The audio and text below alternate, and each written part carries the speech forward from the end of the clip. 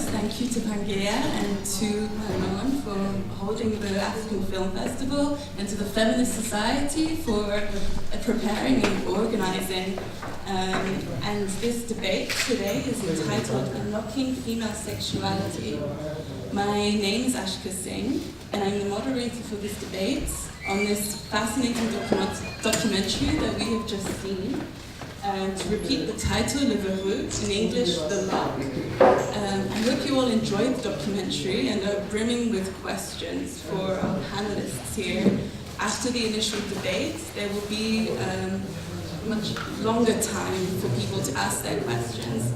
But first, I'd like to introduce the panelists, going from my side to the furthest. First, we have Melat, whose expertise lies in literature from the African continent and its diaspora, with a special interest in feminist and post-colonial texts. Through the power of fiction, she investigates the different tropes of female sexuality and the devastating power of white supremacist capitalist patriarchy.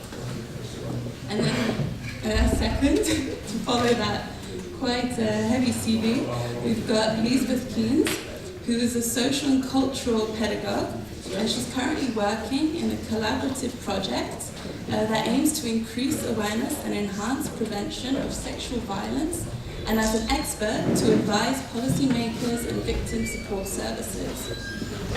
And then next we have Assia Missaoui, is a Belgian Moroccan Muslim, feminist and studies psychology. Her focus lies on women in the field of work. She's a social influencer, activist, and community organizer, where she takes a leading role concerning civil rights, identity, and women's rights. And then last but not least, I have Christelle, who has spent her life between Kigali, Eindhoven, and Brussels. She first set foot on Dutch soil as a refugee. Almost 15 years later, she moved to Brussels to pursue her studies in political science. Today, she combines activist writing and academic research around the topics of Black feminism, Afro-European emancipation, and the politics of marginalization. So as you see, we have a wonderful selection of panelists here. And I want to say, before we delve into questions with you, I'd like to make some preliminary remarks. More directed to the documentary. So, although the stories of the documentary... Did that just turn on? Sure. Sorry, I hope you all heard that before. So I'll continue.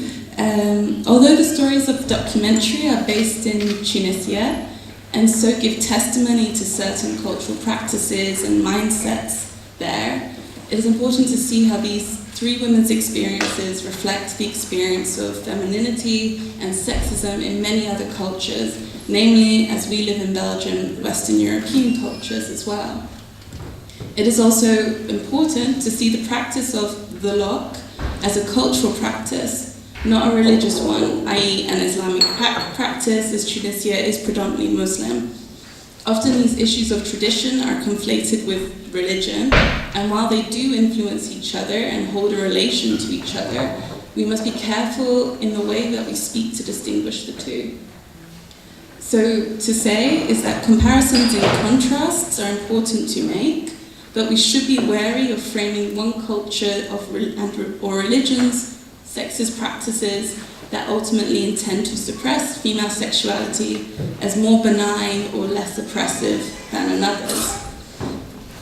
So, as time is of an essence, I will start with the first question, and this is a very broad question about the documentary, and I'll direct it first to you, Christelle, which is, so what did you think of this documentary? And when you answer, I'd like you to consider also not just the immediate issues the documentary brings to the surface, but also, for example, how does it frame this issue, the particular stories it's chosen, the location and setting, for example. So you've got the lead. Given like Tunisia is on the African continent, but I think that it is important in this context to also like centralize like the voices of North African women. Like as we were talking backstage, which is why I'm glad you're here, because I think it's difficult as a non-native of the region to make the first comment. But what I do want to say overall, like me as like a westernized, I would say westernized black woman looking into the film, I recognize a lot of parallels with the ways in which like I was socialized as a woman of African descent within my community and also within Europe. So there's two stories there. I was socialized on one hand, like in terms of being an African girl. So like when I was younger, my mother would say, a girl that isn't up until isn't up before 9, that's not a real girl, it's not a real woman, and like these like sexist messages would also be part of like the sexual education. But on the other hand, I was also socialized limited in my sexuality by the Western side of the story that isn't a lot talked about. Like I often like ask myself the question, why did I start like experimenting with things like strings, lingerie when I was like 14 years old? That those are also like there. So there's like this part of the story where you're like your sexuality is limited in a way, but like coming from the African context. But then on the other hand, being westernized, I feel like my sexuality was also like almost like enforced upon me, like by experimenting with all those things at a very young age. So I feel that like in these conversations we often centralize like the ways in which like brown cultures and like black cultures oppress women sexually, when I think like there's other forms of liberation too, other than being naked. Yeah, I think you bring up. I think you bring up two very important issues there. First, you draw on the theme of sexuality and also being almost of two cultures, to how sexuality is expressed. And another one where I think the majority of us here are of cultures that are looking in to this very small, somewhat picture of Tunis and Tunisia. And so I think I'll turn the question to you now, Assia, as this is a strong burden to bear, a representative of the Northern African community, but very much though as someone from a similar culture of sorts. And what was your impression of the film?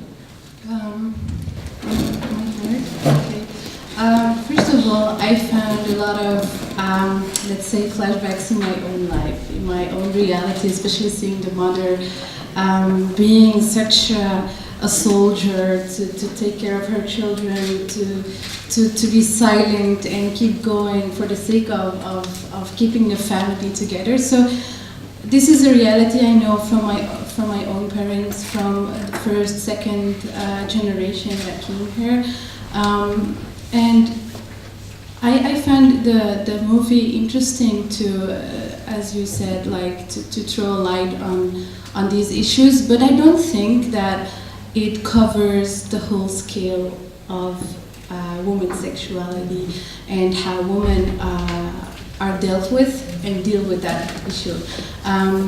So the movie shows one side of how women deal with sexuality, which is good to have, but we have to be cautious not to fall in this stereotypical way of framing women only being under men's power or control regarding their sexuality, because just also, as you said, Africa is a big continent, and it's as diverse, and maybe more diverse as all the people sitting here, right? So it would not be honest to say that this is the reality. it grasps something, but not the full story. And myself, I was also surprised seeing this practice, to be honest, because I've never experienced it. I've been married. I didn't know about such a practice. Maybe it's other practices that I can talk about later, which are not really about locking or unlocking. But I asked my friend before, like, did you see this in Morocco? Because I didn't. And she said, yes, I experienced this. So just to touch again upon that diversity, it happens, yes, but not everywhere, and on the same scale as we saw in Tunisia, for instance. Yeah, I think it's also very interesting bringing out here issues with sexuality, which many of us, even as women, have not always heard of. That there is still sometimes a silencing, or even just simply things are falling out of tradition, and it's not so much practiced as commonly. But in order to pass this question on to all our panelists, I'll ask next, Liesbeth, your impression of the film. Well, what I thought was quite interesting is you expect to see a film about sexuality, but what the documentary showed is how you can't separate that from other aspects of life. So sexuality wasn't separate from growing up, from being a girl, but also from traditions in how people meet each other, in finding yourself, and that's what I thought was interesting, because in Flanders today, sexuality is seen as something separate. We don't want to educate it. Schools keep on evading to teach pupils relational and sexual competences. So that was quite interesting for me to see how many aspects come together, influence each other, and not to have sort of sexuality taken out of it and let's shed a light on it now. That was something I thought was really interesting. And I grew up in a middle-class white family, and what you described with your model is the same thing I saw. So it was also the man in the household who brought in the money, the woman who had 5 children, so it couldn't really be. That was really confrontational, because we had seen the movie last week to prepare, and we're thinking of, will we see it again? And I'm happy I did, because this time I saw different things. The first time I really was wondering, how is this practice of the tashfi, how is this done, what does it impact? So I looked at it completely different than I did now. Now I saw many similarities, even for somebody who doesn't know that specific cultural tradition. It's also the same thing of the young woman searching for who she wants to be and being confronted with saying, I have all these possibilities, but I don't really feel free. I don't know, maybe I'm the one traditional Flemish girl who experiences that, but many things I felt I could relate to. So. For me, that also seems very important, in that we are able to watch practices of different cultures and still reflect upon our own, and to see how similar, say, the locking of sexuality is recreated or perpetuated in our own cultures, no matter our own traditions, no matter what they are.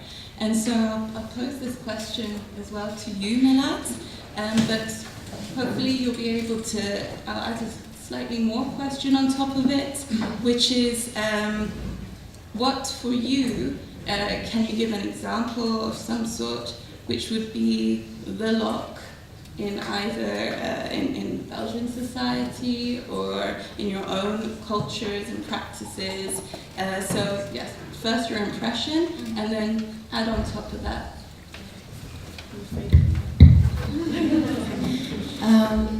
So what struck me in the movie was very much the oppositions. So you had West versus East, you had the younger generation versus the older generation, conservatives versus freedom.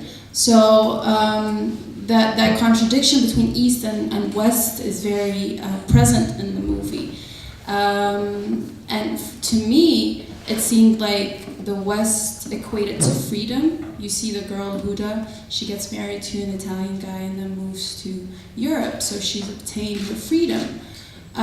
Whereas she's actually doing something, she's getting married, she's becoming dependent of someone that's not free at all. So to me that was a weird paradox in the movie.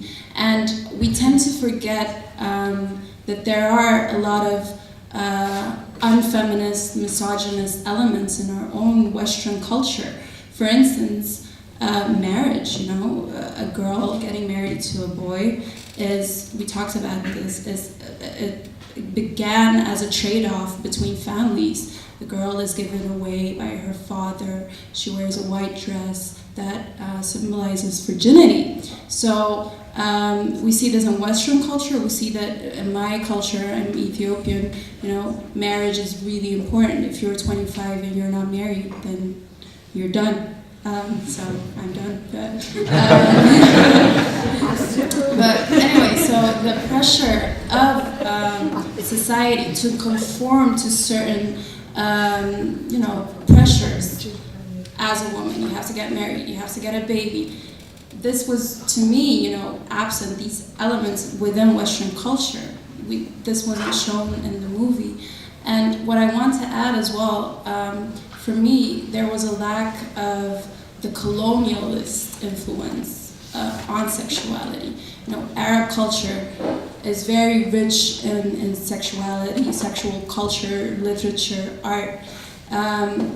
In the Middle Ages, when Europe was really, really, really conservative, Arab culture had a flourishing sexual art scene, literature scene.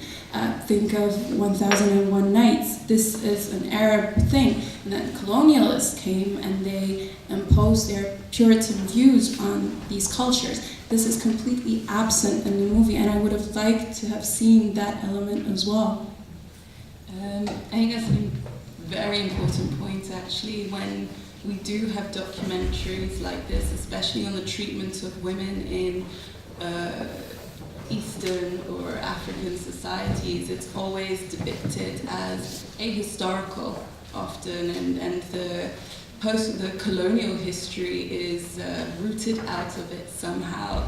And actually within that context then you placed marriage as well as a Western tradition back in that historical context of it. And so drawing from that, actually, to ask the other panelists, how do they also see other practices within their own cultures and societies? And obviously we're all more than just one culture, some of us, so how could they name other locks in this sense? I'll go to Christelle first. Is it on? It's a certain lock.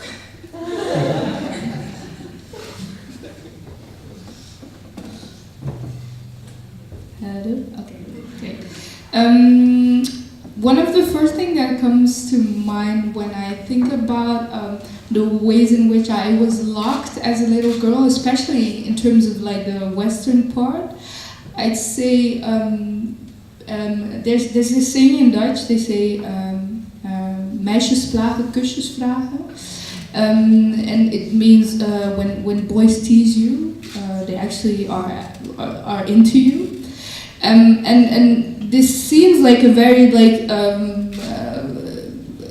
I don't know, like a little small thing like to joke around about, but like this is a very like microaggression kind of like subliminal messages that we are giving to little girls, stating that like a boy that doesn't treat them well is the one that they should like go after or is after them. So like I think that these subliminal messages, there's a lot of others.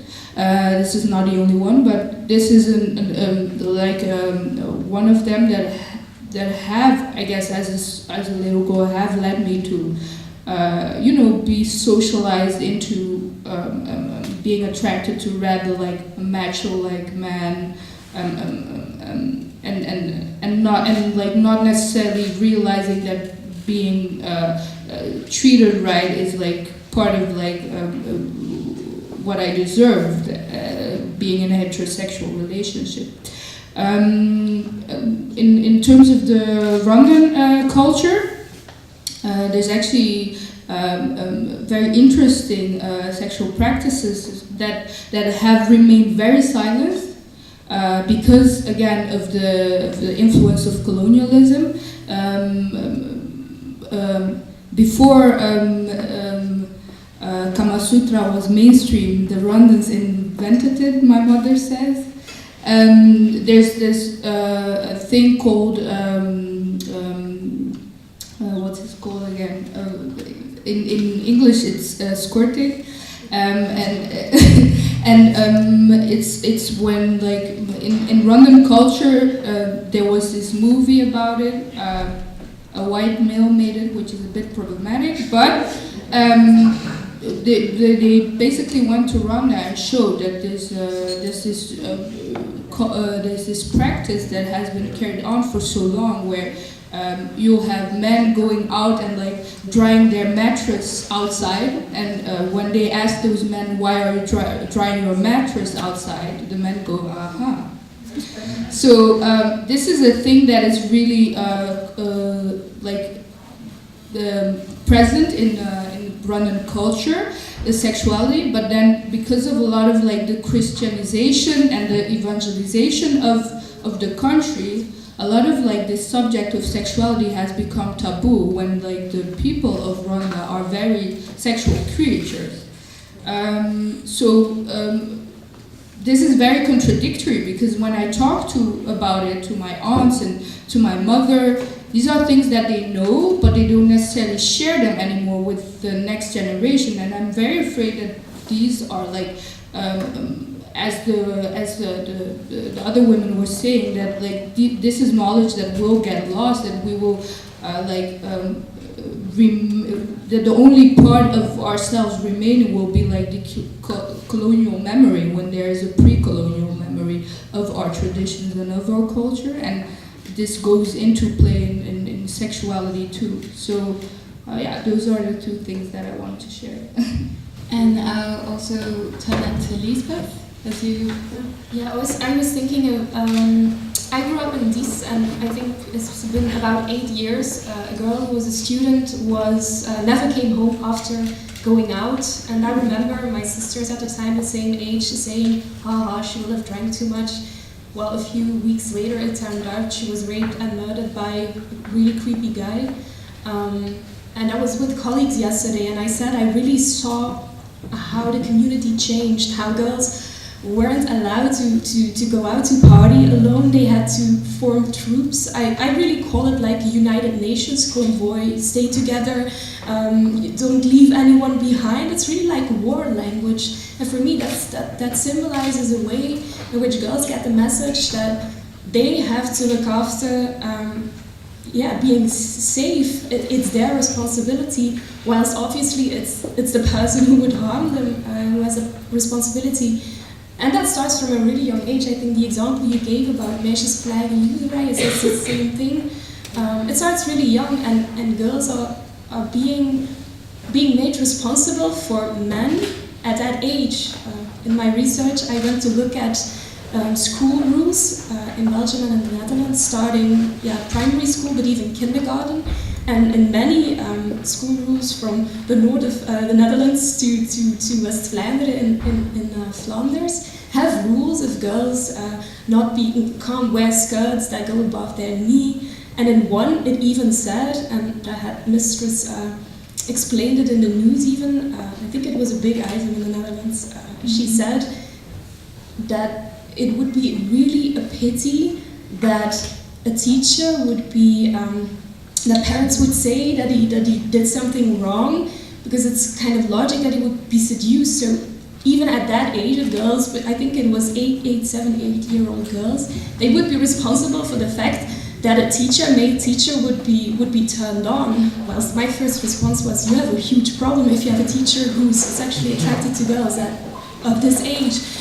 So it already starts there, and then when women are 19 and they are raped, we hear politicians say that they have to go to the police and to have to report it, but how can you start saying then that it's wrong? whilst you have been teaching them something completely different from a very young age. Yeah, I think you bring up an important issue whereby as we're saying here, locking sexuality, we're also sexualizing in that moment as well. And I think there are many practices that reinforce that paradoxical relationship, where we do it to very young girls, and the need to lock someone's sexuality at a young age is to also sexualize them at a young age as well.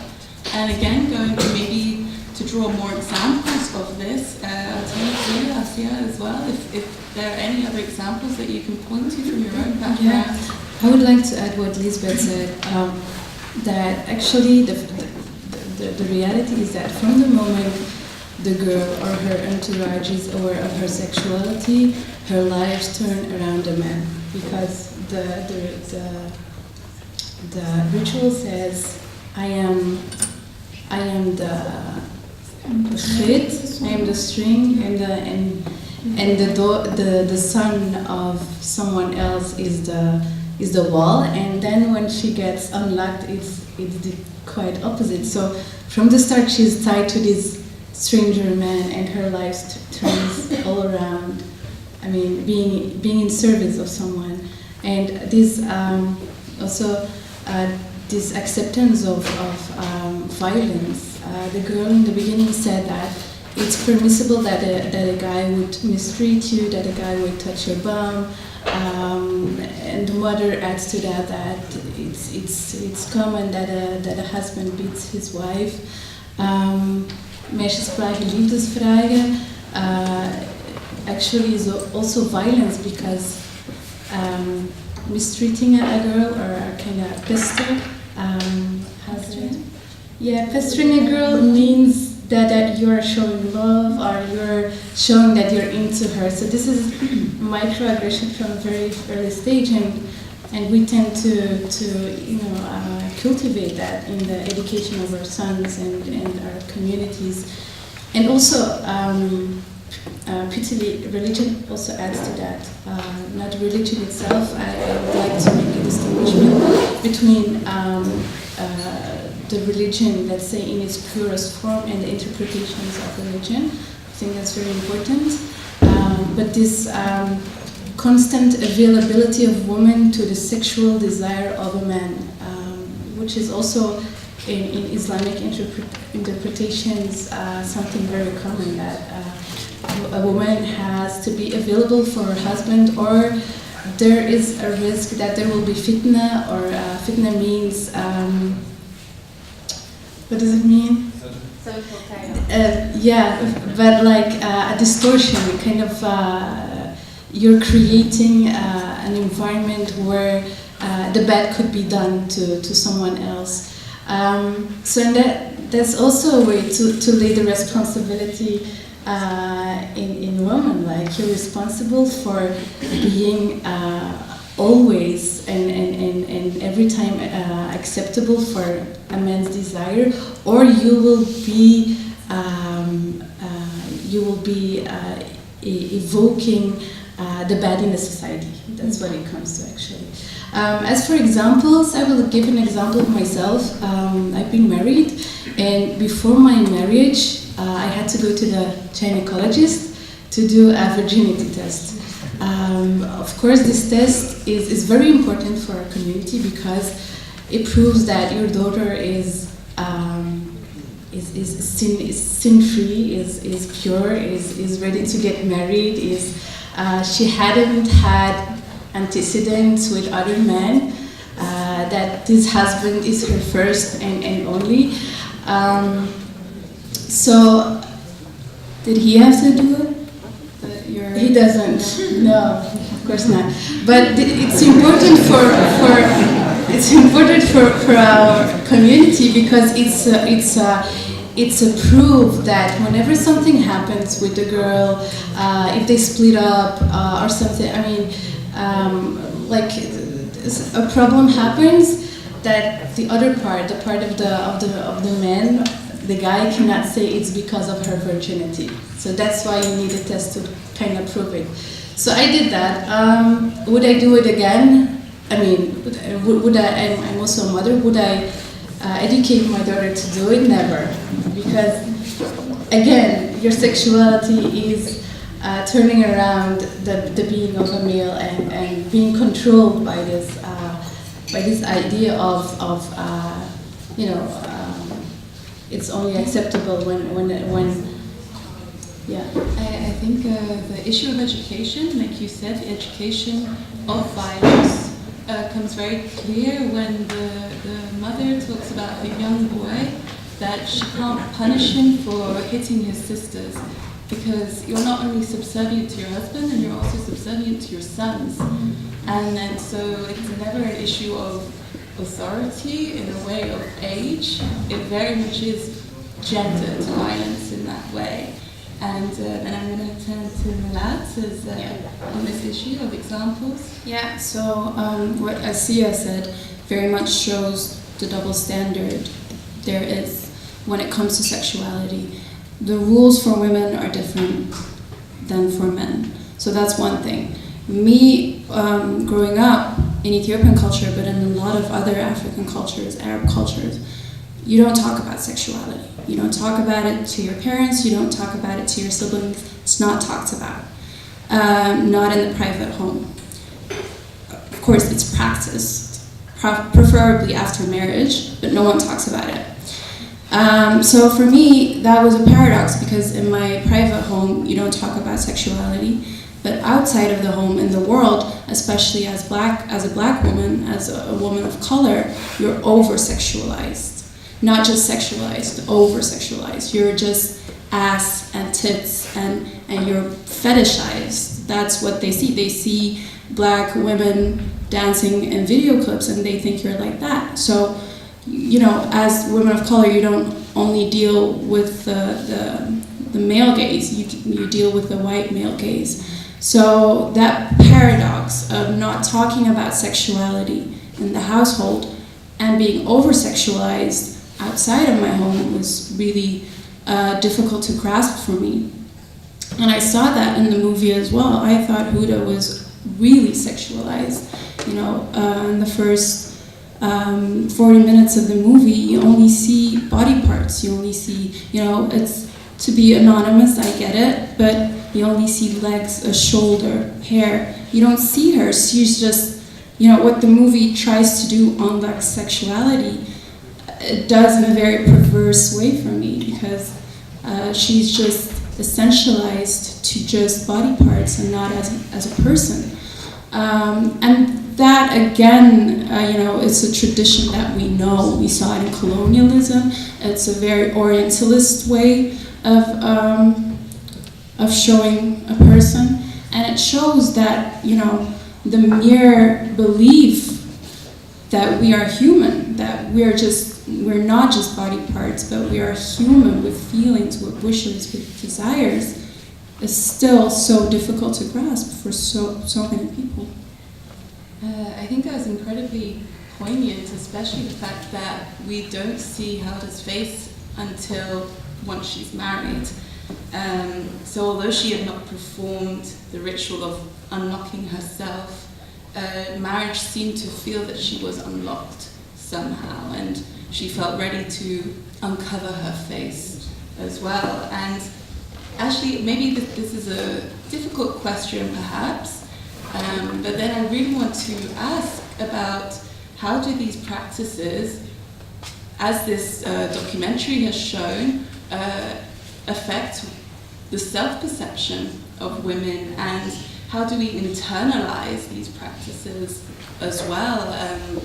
And I think this documentary demonstrates that quite clearly. Not only do we punish ourselves in a certain sense, but also recreate these practices, but also recreate them for other women too. And to start that, I guess maybe we'll start from closer to home. So maybe Liesbeth, if you would like to begin.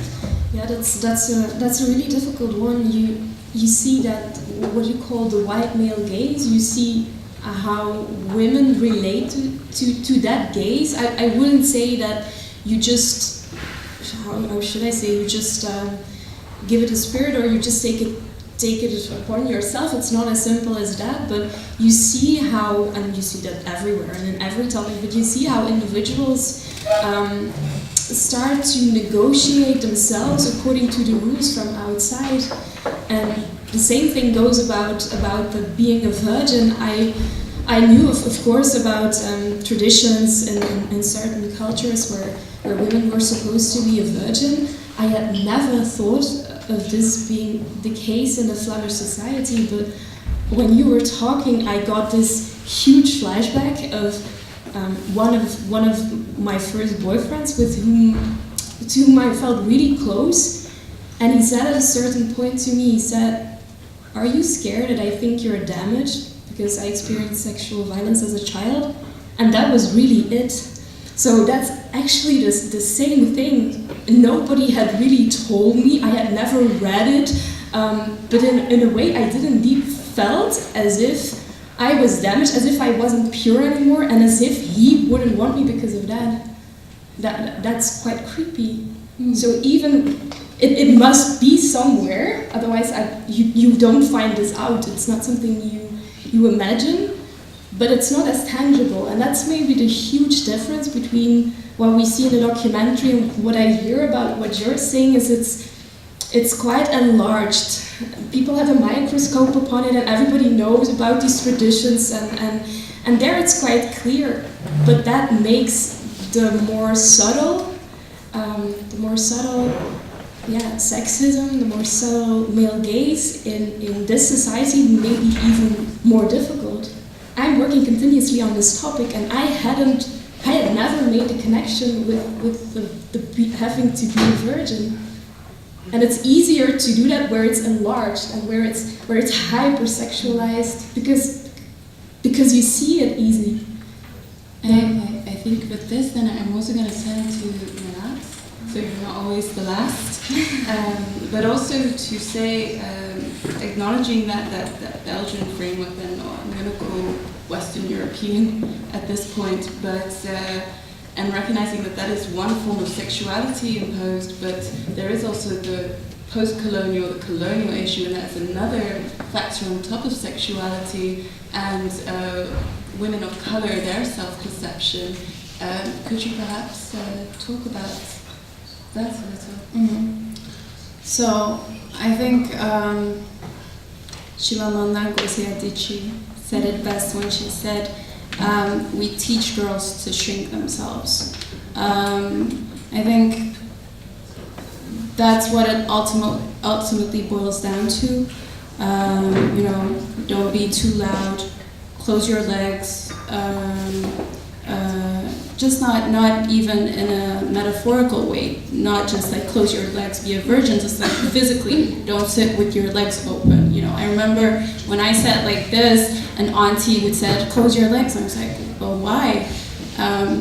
So that's just from a young age, we're being indoctrinated that there's something wrong with us, that we're too sexual, we're too loud, we're too opinionated.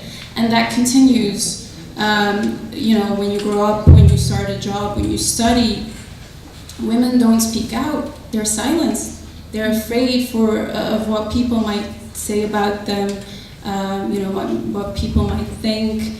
So, that to me is, in my personal life, a very big issue, because I'm like, if I say this, then they'll think this, so maybe it's better to remain silent. Whereas no, we should speak out. We should be treated equally. We should be able to raise our voices no matter what people think. So that's one thing. And another thing is that, me, as I told you, like, as a person of color, as a woman of color, you're being over-sexualized. People expect certain things of you. They expect you to be sensual, to be a good dancer, a good lover, or whatever. All these very colonial stereotypes that still live on today. So I think, what the mother said in the movie was very striking as well. She said, we are the strong strong gender. We are the neck, or we are the lioness, and the man is lazy, he does nothing. So what we do is we internalize this idea that we have to be super strong. We have to bear the burdens of the world. We have to do everything. We have to clean after the children. We have to do this and this. So we have to be like superhumans. That's what they expect of us. So on the one hand, we're being dehumanized. We're not people. We're just like body parts. And on the other part, we're expected to be superhuman, to do everything. And we internalize this. You know, I have family members in Ethiopia, in Belgium, that say, you know, we women, we're strong. You know, we are the neck that holds the head on top of a body. And I'm like, but you don't have to be super strong. You don't have to be this overly, strong, superhuman. You're just human. So, yeah. I think it's very clear in the sense that the perception of ourselves is also damaged, whether that can be considered ever true or not, but in the sense of it is very damaging nonetheless.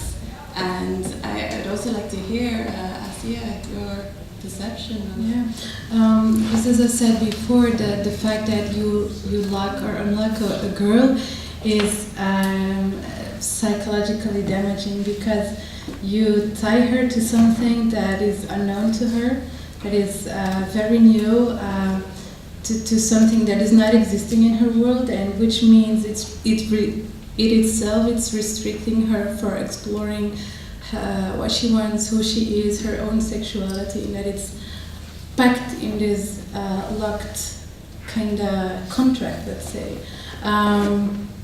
But damaging of self-esteem is very large. I don't have to say that when we look at billboards in Western media, we also see,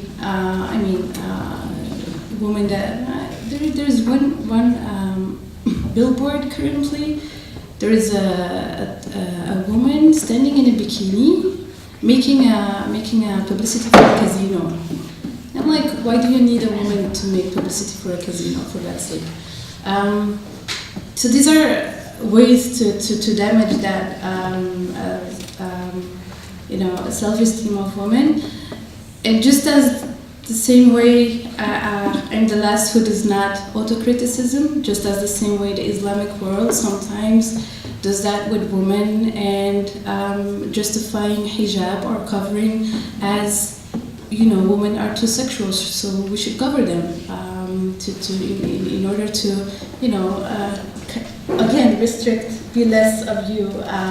You're too loud, you're too this or that. So it's happening everywhere, and we should be aware in raising our daughters to kind of identify what does a picture mean to you, how is a woman portrayed in that picture, what is the meaning behind these things, and also in cultural practices. I think we have to question whether it's in religion or cultural practices, why are we doing this, and what is the message our children are getting from it. And I think I'm the last to say let's burn all the rituals, etc. I love my culture, and I'm a proud ambassador of it. But let's be conscious about meanings behind it. I think this is actually a really good point, and I hope you don't mind I direct a slightly different question to you, Christelle, because we all have traditions and practices that we are committed to and immersed in, and in a way I wonder, first, how much can we let go of these traditions, but also, and we discussed this before in part, is there such a thing as doing something for the sake of culture? But also, is there really a way, can we transform these cultures, or should we get rid of them? It's a difficult question, because I've been thinking about, and we were also talking about this, like the interpersonal conflicts that happen inside of a woman's head, especially a feminist woman's head. Like when you want to get married but also want to be a feminist. You love your husband but you hate patriarchy. And there's a lot of interpersonal conflicts going on, and I was actually talking about this with my partner too. And this is like a very, very personal thing. But whenever ever since I was a little girl, and this is like very confrontational for me as a feminist. But ever since I was a little girl, whenever I would fall in love with like a partner, I would imagine our like wedding ceremony in my head. And so whenever I feel butterflies and everything, I see that white dress and like those people cheering and us dancing on a P-square entering the room. And I'm like, but why though? And I was talking to my partner and I asked him when you're in love with me, what do you feel? What visuals do you see in your head? And he was like, I don't know. Okay, his answer was a bit more lovable, but it definitely wasn't it wasn't like the scene of like a marriage, of a wedding day, of the biggest day of your life, quote unquote. So I was thinking about it. I realized how crazy this was, that like even these are things that I can't erase. When I'm in love, this is what I see. These are the visuals going through my head. But it's crazy that in part he was not socialized at all in that way, and we have the same background. He's Rwandan too. He was not socialized in that way at all, and that doesn't mean that he loves me less, but like as a male, he wasn't socialized that way to like, you know, like Chimamanda Ngozi said, to strive for marriage, like as the end goal of love and everything, and whatnot. So, but I think like there's also a double consciousness as a black woman, because of especially living in a Western world where especially the concept of like, you know, black love having become so problematic and so rare in some occasions, or like love between two people of color, where you will have like, you know, black men not necessarily like internalizing parts of racism and like, you know, directing anti-black racism towards black women. Sometimes like seeing like you know, a black couple married, especially in my generation, it feels like a victory. Seeing like Jay-Z and Beyonce together, like seeing like having these role models, problematic role models, but like, you know, so there's a lack of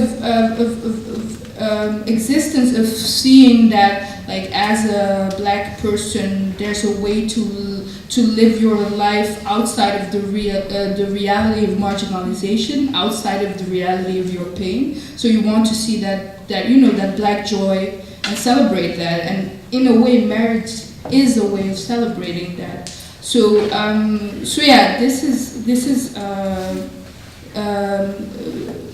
difficult for me. And then watching the movie was very personal to me. I had tears in my eyes also. One part that really stuck to me, like it really held me in a chokehold, was when she said, "The dishonor never dies." And this is something that like these words haunt a lot of women coming from especially our cultures. Like when you ask for a divorce, the dishonor never dies. When you can't bear children, the dishonor never dies. So losing, like the first time I had sex, I thought that if I would walk out, like people would see slut written on my forehead. That's what I thought. I thought like my mother would see that I wasn't a virgin anymore.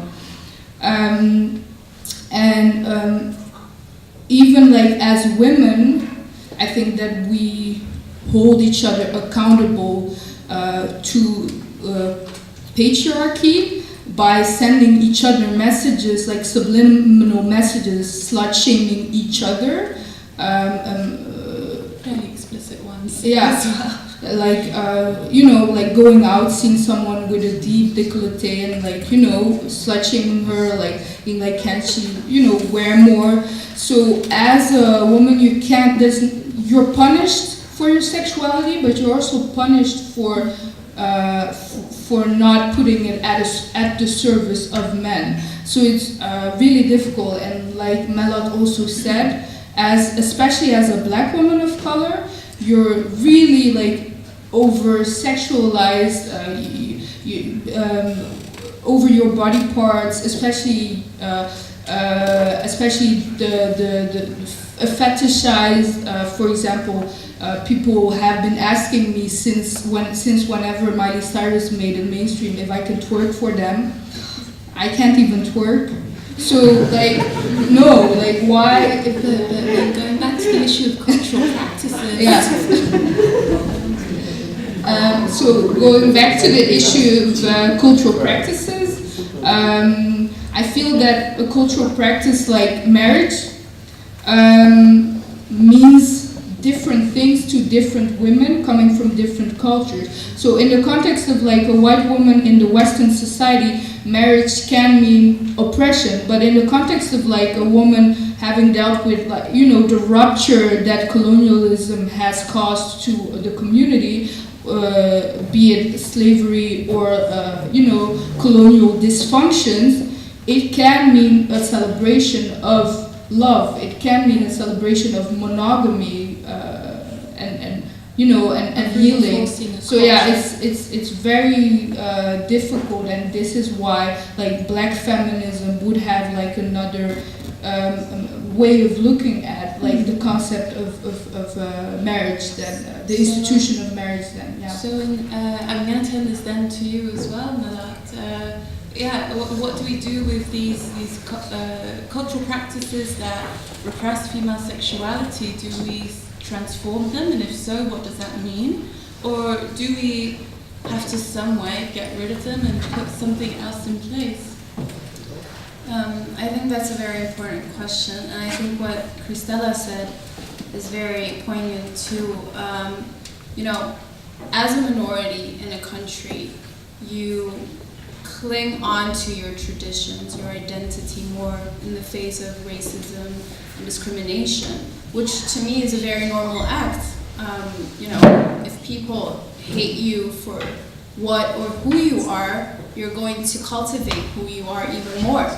So I wasn't born in Belgium, I was born in Ethiopia, and I only became black when I moved here. So, you know, now my black identity is very important to me. So we have to, if you just want to eradicate cultural traditions, rituals, without looking at the forces that surround them, then that's too one-sided. For me, that's being blind. So you have to acknowledge that rituals are intertwined with identity as well. And I think traditions, no, I'm certain that traditions can transform themselves. We can transform them because it is us that define traditions, and traditions don't define us. And a key ingredient for this is dialogue. You have to talk to each other about certain traditions, about the problematic nature of traditions, and ask everyone involved, how can we change this? Which elements do we want to keep? Which elements do we want to change? And how can we come to a consensus? Not a compromise, but a consensus. And I think in the movie, in the end, Huda said, you know, I understand why my mother did it, and I want to talk to her about it. And her friend asked, but how? How can you talk to her about it? And she says, I don't know. You know, but that's not bad. Maybe we don't know how to talk about certain stuff, but we should talk about it in order to come to a better, society, a better living together. And then to turn the question to Assia, how do you see this dialogue beginning, perhaps? Because you said yourself that you were more for the transformation of practices, you still strongly hold on to them. But then how do we begin this dialogue? It's a difficult question, I know. Yeah, I think first of all to start distinguishing culture from religion, I think that would help a lot. And for instance, the talk about female circumcision, that is something that is, very, very much mixed with religion, and holding Islam as a religion accountable for that, while there is no basis in Islam whatsoever that encourages it. However, there are interpretations and Islamic scholars that find evidence, but in Islam itself, there is no such basis that can uphold the practice as Islamic. So distinguishing it, because people tend to use religion as an enforcer for some cultural practices, as God wants it this way, or this is what we know and our ancestor did it and we will be rewarded for it, and things like that. So let's be honest to ourselves, and instead of trying to control people using religion, this happens everywhere, right?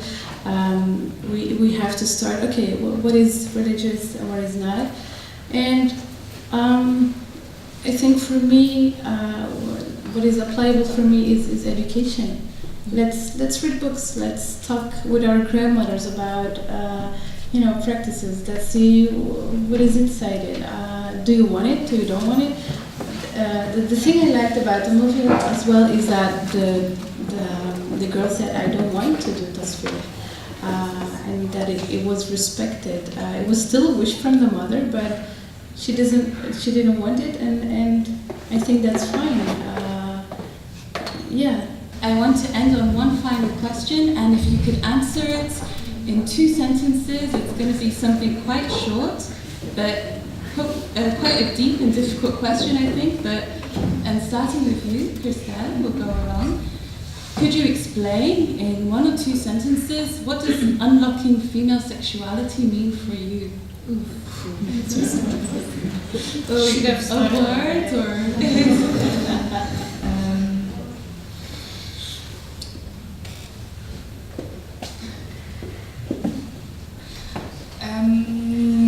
The one thing I have to think about when you or someone else can jump in. No, I flash back to a moment when I heard when I was watching the Nina Simone documentary, and she said, "You know what freedom is to me?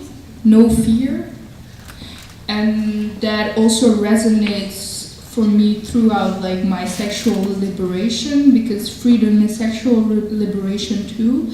So in unlocking female sexuality, and in like teaching my unborn daughter, or like the young women that surround me, I would teach them to have no fear of exploring their sexuality, and by fear I mean the fear of slut shaming, slatvrees, literally in Dutch, the fear of existing outside of like the reality of sexism that is posed upon the female body.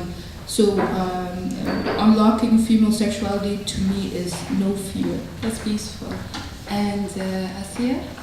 I think this is a very difficult one, but maybe I can give an example of my daughter.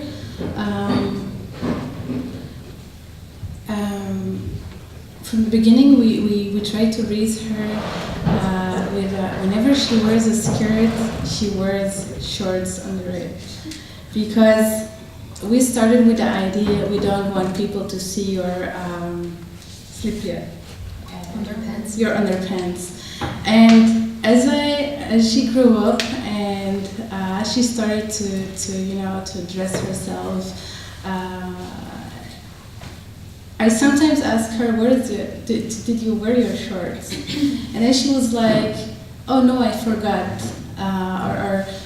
No, I don't want to wear them. And it was like, that's just fine for me. If that is your decision, if you don't want to wear them, and you know that whenever you play, children will see your underpants, then, I mean, that's something I respect.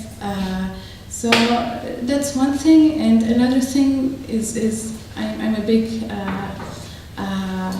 let's say I'm advocacy for, let's think about what we do. I mean, sometimes we tend to take over practices that are given from grandmother to daughter, etc., etc. And let's stop for a moment and look behind it. What does it mean? And it's not because the general population is doing it that it has the same meaning to me. So stop for a moment, think about it, and yeah, be unique in the way you want to express yourself, let's say. Yeah, that's wonderful as well. And Liesbeth? Yeah, for me that would be the idea of emancipation is nobody's going to give change, and you sort of have to claim it. And then I also think of an example of somebody on a forum on feminism, which is meant feminism, how to bring it into practice. And she photocopied a notice her daughter, who's 5 years old, got from school. It was a message saying that next week they would work on the topic of beauty, and they asked all parents to bring beauty magazines and makeup and all kinds of things. And she really posted it all on this forum and said, I'm just flabbergasted, what do I do with this? And yeah, I first wrote down, oh my god, I can't respond to this now, I'm just so upset seeing this. But then you saw a discussion taking part, and some people who are also parents who, for example, have a boy who wants to wear skirts, and how they try to talk to the teachers and what worked and what didn't work. And then I thought, here is change. Here is change by sharing it with other people and not being frustrated by yourself and thinking, how can I do something? And you see little by little things change because humans change, and then you have the ripple effect, and the ripple touches other ripples. And so, finally, Melat, what is unlocking female sexuality? Yeah, I was thinking when everyone was answering, like, I have to give a good answer, How do I build on these? But I think it's a combination of all of these answers. I totally agree with what Christelle said. Unlocking female sexuality is freedom to me. It's being free to do whatever you want, with whoever you want. It's unlocking your mind as well. It's not looking at the world through society's eyes, but through your own eyes. Not conforming to what society wants, but really truly doing what you want. And for me, ultimately, it's about love as well, and sisterhood, women coming together, supporting each other, not slut-shaming each other, you know. A lot of times when me and my female friends come together, we talk about men. That's what we do. We talk about, oh, my boyfriend this, my man. And like, let's not talk about men. Let's talk about us. What do we want? What do we want in life? And ultimately, it's to be carefree. You know, to be able to do what we want and follow our passions. So, no fear and freedom. Unlocking your mind. I just want to add something, like, because this is African film festival. I think that today's society is very upholding this idea of different cultures. Is we don't know how to deal with it. Does it fit in our society? The language is a problem. The emancipation. People come with different ideas. And there's one thing, I mean, there's a very diverse group here, and there's one message I want to give is that, for goddamn sake, be proud of your culture and be an ambassador for it. I mean, if people don't know how to cherish it, then please be a cherisher of your own culture. And despite the on-the-spot question, you all answered it wonderfully, and thank you. And I invite everyone else to give a round of applause to